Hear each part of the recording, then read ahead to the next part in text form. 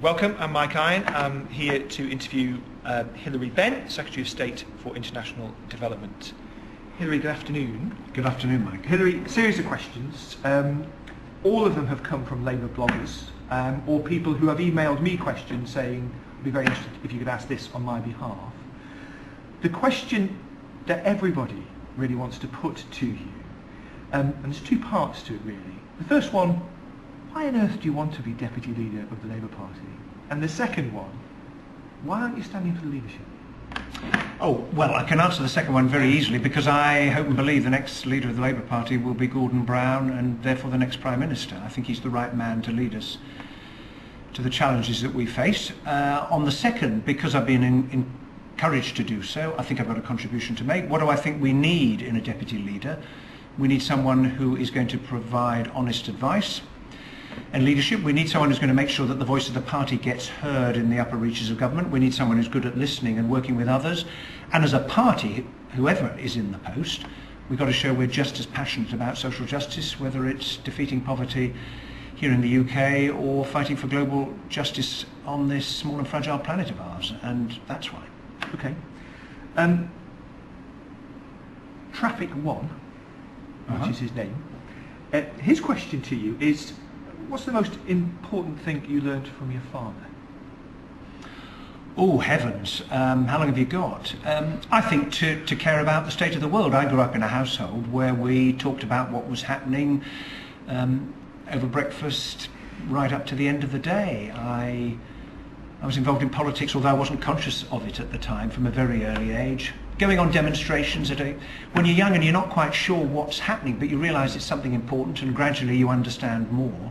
And I think that was the most important thing. And I think the other thing he taught me was you should make your own mind up and not be afraid to say what you think. That certainly characterised the whole of his political life, and I've tried to do the same. I owe him an enormous amount. Neil Foster has a question for you. He wants to know whether you think if you were to be successful as the Deputy Prime Minister, you should have any ministerial responsibilities. Well, to be absolutely clear, the post that I shall be putting my name forward for when the time comes is not Deputy Prime Minister, it's not Chair of the Party, it is Deputy Leader of the Labour Party. Now, whether we have a Deputy Prime Minister or not is for the next Prime Minister to determine, but I certainly see the role as having a job of work to do.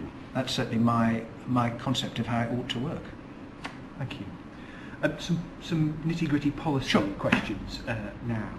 A colleague called Juvenal, who runs breadandcircuses.com, he wants to know whether you would support making ID cards compulsory.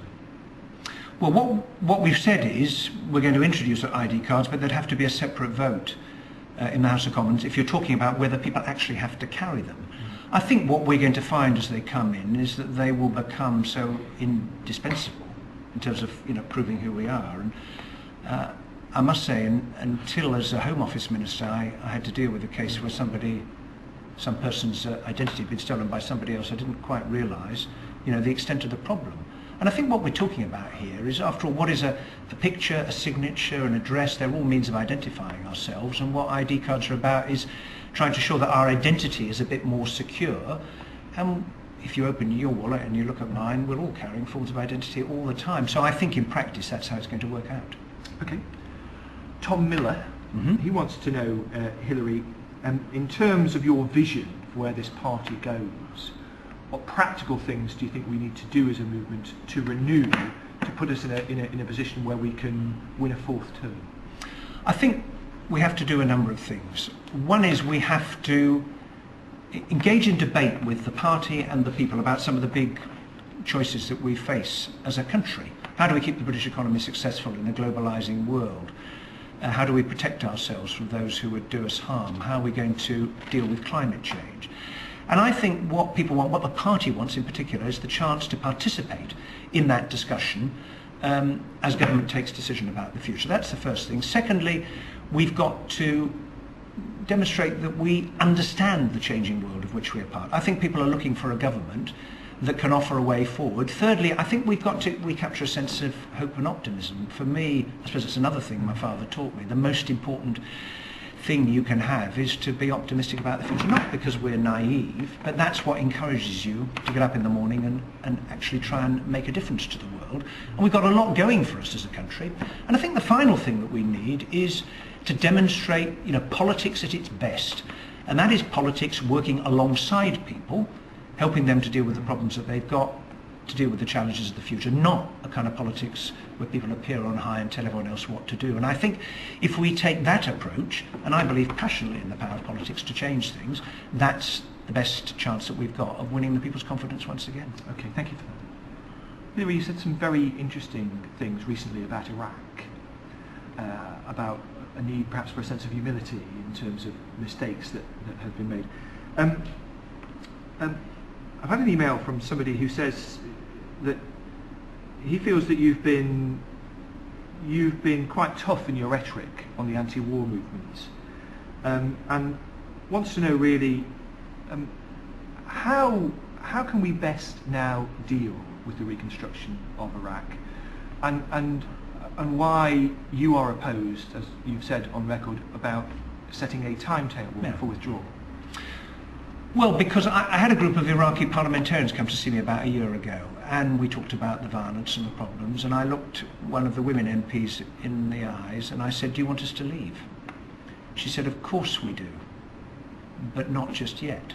And I was profoundly influenced by that conversation, because it's their country, it's their future, it's their problems that they're facing, and we should support them, and therefore we should listen very carefully to what they have to say. That's the first point. Secondly, I've been frank about some of the things that we've done wrong, because we should have the humility to learn the lessons, and I understand the terrible pain and unhappiness that the decision to go to war created for many people. It's divided families, the country. But I'll also look you in the eye and say, if you say to me, "Hilary, do you regret the fact that Saddam Hussein is no longer running Iraq?" I have to tell you, I do not regret it, and I don't believe the majority of the Iraqi people do. And my argument really with those who oppose the war, and I respect absolutely those who take that view, is, given where we are now, given that I talk to Iraqi politicians who put their lives on the line to do what you and I are doing now, which is debating, disagreeing, because we live in a democracy, and I think the Iraqi people have just as much right to live in a democracy as we do, surely we should be supporting the fragile democracy in Iraq and speaking out against the sectarian butchers and the suicide bombers. And that's my argument, and I think that's a responsibility we all have, whatever we thought about the original military action. Okay, thank you. Ian is keen to know, Hilary, whether you philosophically as well as pragmatically support nuclear power. Well, I take a pragmatic view. I mean, nuclear power has problems, in particular what to do with the waste, but I think the calculation has begun to change because of the threat of global warming. And we need, one, a diverse energy supply, because if we become heavily dependent on one source, then we could be in difficulty. Secondly, with global warming, we should look at all of the means available to us, and that has to be a very heavy emphasis on renewables, but we may well need nuclear power to fill the gap, and once you've constructed a nuclear power station, it doesn't produce CO2. And I think we just have to weigh that up, because climate change is forcing us to look once again at a lot of things that we took for granted in the past, and I think that includes the way in which we produce our energy. So I look at it in precisely that light. Okay. Slightly different issue. Mm-hmm. Simon Morley, he wants to know about the role that you see for English city regions. He says in his case, Leeds city region is a good example. And could you see them taking a significant constitutional role away from Westminster? Well, I don't know what Simon is thinking of when he talks about a constitutional role, but do I see a really big role for city regions? Well, I do, and representing one of the constituencies in Leeds. This is a city that overall has done extremely well in the last decade or so, created a lot of jobs. But the biggest issue in my constituency in the city remains the gap between those who have and those who don't. But it's a good example of what, if you give people the power and the responsibility, they've got lots of potential and creativity and ability, and a city like Leeds, which might in the past have thought, well, with change taking place, how are we going to continue to earn our way in the world with fewer people working in manufacturing and some of the traditional industries that other northern cities relied upon. But we showed as a country we do have the capacity to do that. in a much more competitive global economy. And I am a great believer in devolving responsibility down to the right level. Okay, Yeah. so where do you stand on an English Parliament? I mean, there's a huge debate recently about the desire and the need that some say to have proper English representation. Is it something you'd support? No, I'm not in favour of an English Parliament, but I am in favour of decisions being taken at the right level. And we have really two challenges. One is, at the global level, you can't deal with climate change in a UK Parliament or an English Parliament or in a city region. You have to do it multilaterally. But there are other decisions which we can bring back closer to people. And the real challenge in politics is to make sure that the right decisions get taken in the right places. And when I think of very local communities, giving them greater influence over policing, about the nature of the environment, what planning decisions are taken, is, I think, the right approach, because that's one of the ways you can reconnect to politics.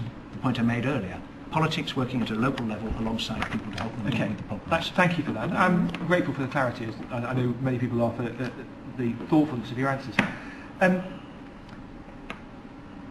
Question that SW has raised. The existence of the monarchy in the 21st century, is it an anachronism, and is it needed? It's part of our tradition, and to be perfectly honest, I mean the Queen does an extraordinary job representing the country and is respected by a lot of people, and I think there's a lot more important issues to be devoting our time and attention to. And I don't wake up in the morning worrying about the existence of the monarchy. I think we should turn our attention to other things. That's my view. Okay. Well, let's turn our attention to education. Yeah. I know from your dad's commitment, your mum's commitment, and particularly to the comprehensive ideal, you're the product of a comprehensive school yourself. Indeed. And very proud of it too. Absolutely. Yep. Do you think that still having selective schools in England, because there are no selective schools in Wales, they've gone in Scotland, they're on the way out in Northern Ireland, is desirable? And if it's not desirable, should we not now begin the process of legislating and actually ending selection at the age of 11? Well, I don't support a selection at the age of 11, and the comprehensive revolution, because that's what it was, has been a very popular revolution, because if you look at the large parts of the country where it came into being, it's never been rolled back. No one has woken up and said, I really think we should go back to telling 3/4 of children at the age of 11 when they open that envelope that you're a failure, because we're still dealing with the products of people who have been turned off by their education. And for those who are living in areas where there still is a selective system, it must be very hard for them. Now, there is a means available for parents to try and deal with that, but I do think that the challenge as we look forward is we've got to be finding ways to bring people's potential out of them, not to tell them that they haven't succeeded, but to provide opportunities for them to succeed in the future, and that's a debate that I would welcome. David Blunkett described ending selection as unfinished business. Would you agree with that? Well, by virtue of what I've just said, I don't support selection at the age of 11. There is a means that local parents and local communities can use to get rid of it if they want, and as I said to you, I'm very proud of the fact that I'm a product of the comprehensive system, because it laid to rest this absurd notion that somehow education is about something for a very, the best education for a small proportion of the population, and never mind the rest. In the same way as the Open University, one of the great things that we created as a Labour government, people with no qualifications at all now graduate every single year from university. And at the time it was first put as an idea, people said, don't be ridiculous. The fact is we had the vision to say there's potential within every individual. And the challenge of the 21st century, if we're going to stay competitive in a global economy, will be to tap the potential of every single person in Britain to the full. Okay, thank you. Nearly finished. To come back to the deputy leadership election, which we know is going to take place. We're not quite sure about the timing, but it's not far away. It's getting a crowded field in terms of candidates at the moment. How do you counter the view that many express that actually what we really need is, if it's likely that there's going to be a man leading the Labour Party and having a man as Prime Minister, that it would be a good idea to have a woman as the deputy leader? Well, I'd say to members of the party who say that, if that's what you believe, then vote for a woman candidate. I'm a great believer in people saying what they think and doing what they believe. But I'd also say it's not just whether it's a man or a woman, what does the individual stand for? And I hope people will judge the candidates. As you say, it's a potentially large field depending on the nominations that we get. I think the fact that a range of people, you think of Harriet's record in campaigning on women's issues and childcare, what John Cruddas has done fighting the BNP, the ideas on party renewal, Alan Johnson's record as a minister, Peter Haynes' campaigning record, the extraordinary job he's done in Northern Ireland. You've got a range of candidates, I think, with a lot to offer. It's a great strength for the party, you know, and I hope people will participate. I hope people who've left the party will come back in and say, I want to join in trying to shape the future. It's a democracy, it's a vote, the members will decide. Final thing, everybody who I've spoken to, Hilary, who has met you and had an opportunity to engage with you, says consistently the same thing. You know, he's a really decent, hard-working man. That's a strength. Do you think some people might try and portray that as a weakness, that actually, you know, he's a nice fella, but actually what you need as a deputy leader is a bit of steel, somebody who's been tested and whatever? How do you counter that view and people saying, he's fine, but he's never really had to hold real important high offices, and he's never had to make difficult decisions and make enemies? Well, I've been in politics all my life. I was a councillor for 20 years. I was deputy leader of a council, chaired an education committee. I've been a special advisor. I've been a minister both here at DFID and in the Home Office. No one could describe the Home Office as the Prisons and Probation Minister as a bed of roses. I helped to take the Criminal Justice Act through the committee stage in the House of Commons. So, but I don't regard, you know, being nice and reasonable and decent, if that's what people very kindly say about me, as a disqualification, actually. In the end, people will judge me as they find me, and if those are the qualities they want in a deputy leader, then they can vote for me, and if they're looking for something else, they can vote for somebody else. In the end, it's for other people to make the choice. I am who I am, I stand for what I stand for, I believe what I believe in, and I will go on making that clear to everyone who's kind enough to ask me, as you have been today. Hilary Benn, thank you very, very much. Mike, thank you very much.